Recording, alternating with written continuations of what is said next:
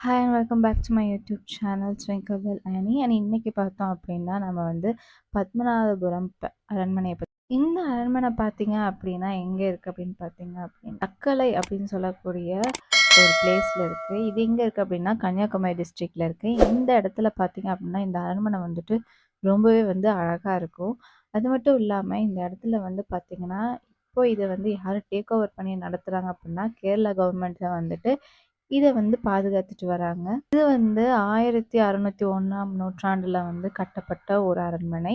இரவிவர்மா குலசேகர பெருமாள் அப்படிங்கிறவங்களால வந்துட்டு இந்த அரண்மனை வந்து கட்டப்பட்டது. இவர் வந்து பார்த்தீங்க அப்படின்னா வேணட் அப்படிங்கக்கூடிய பகுதியை வந்து ஆண்டுட்டு வந்தாங்க.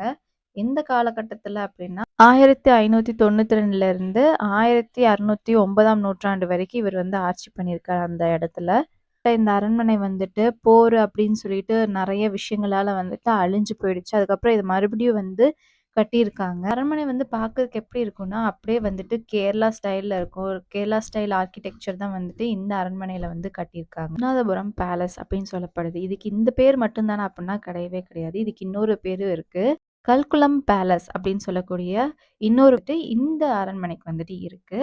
மரனால தயாரிக்கப்பட்ட அரண்மனையா வந்து இந்த அரண்மனை பார்க்கப்படுது. இது வந்து உலகத்திலேயே வந்துட்டு ரொம்ப பெரிய ஒரு அரண்மனை.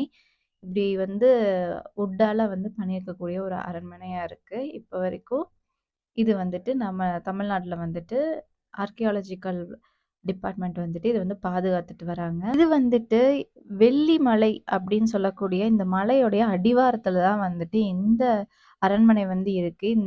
இந்த அரண்மனைக்கு பக்கத்திலேயே பார்த்தீங்க அப்படின்னா, வள்ளி அப்படின்னு சொல்லக்கூடிய ஒரு நதியும் வந்து ஓடுது. 9ஆம் நூற்றாண்டுக்கு முன்னாடி வரைக்கும் இந்த அரண்மனையில வந்துட்டு ரொம்ப கோலாகலமா நவராத்திரி வந்து கொண்டாடப்படும்.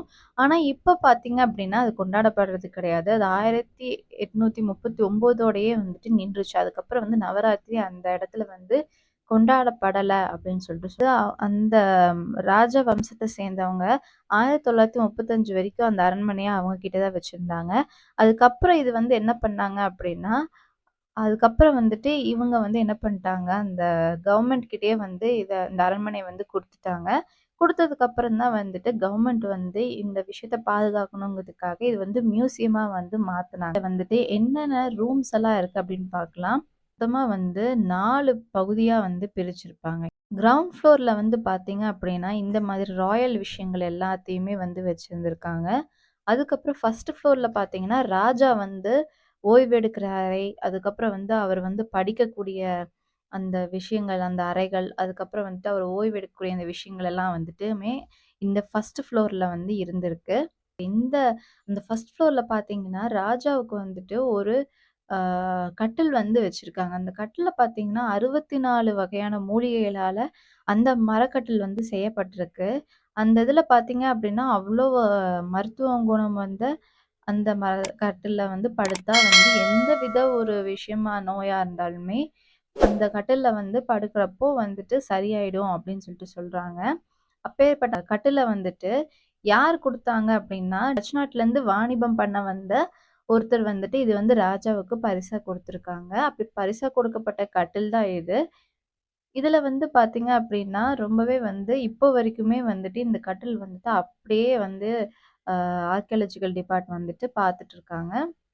அது கொஞ்சம் கூட வந்துட்டு எந்த ஒரு பாதிப்பும், சேதாரமும் ஏற்படுத்தாம இப்போ வரைக்குமே வந்து பாதுகாத்துட்டு வராங்க. இந்த டாப் ஃப்ளோர் பார்த்தீங்க அப்டின்னா, இத தான் வந்து உப்பிரிக்கா மல்லிகா அப்டின்னு சொல்லுவாங்க. இது வந்து தாய் கொட்டாரத்துக்கு நார்த் வெஸ்ட் பகுதியில வந்துட்டு இந்த பகுதி வந்து இருக்கும். அது மட்டும் இல்லாம இது வந்து 1745 ராஜா அனிலம் திருநாள் மார்த்தாண்டவர்மர் வந்துட்டு இத வந்து கட்டியிருக்காரு.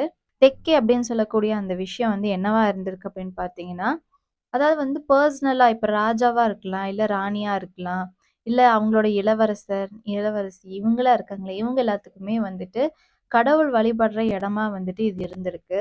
குலப்புறா. குலப்புறா அப்படிங்கிறது வந்துட்டு இதுலயே இந்த வார்த்தையிலேயே வந்து தெரியும். குளம் வந்து இங்க இருக்கு. ஒரு குளம் வந்து இருக்கு. இந்த குளத்துல பார்த்தீங்கன்னா ராணிகள், அதுக்கப்புறம் வந்துட்டு ராஜாக்கள் இவங்க எல்லாமே வந்துட்டு அந்த குளத்துல வந்து குளிச்சதாவும், அது மட்டும் இல்லாம இந்த குளம் வந்து ரொம்பவே பெருசா இருக்கும். இந்த கிங் ஃபேமிலி ஏதாவது ஒரு பிரச்சனை அப்படின்னா, இங்க இருந்து இன்னொரு அரண்மனைக்கு போகுறதுக்காக ஒரு சில ப கிலோமீட்டர் அளவுக்கு வந்துட்டு ஒரு ரகசிய சுரங்கப்பாதை இருக்கிறதா சொல்லப்படுது.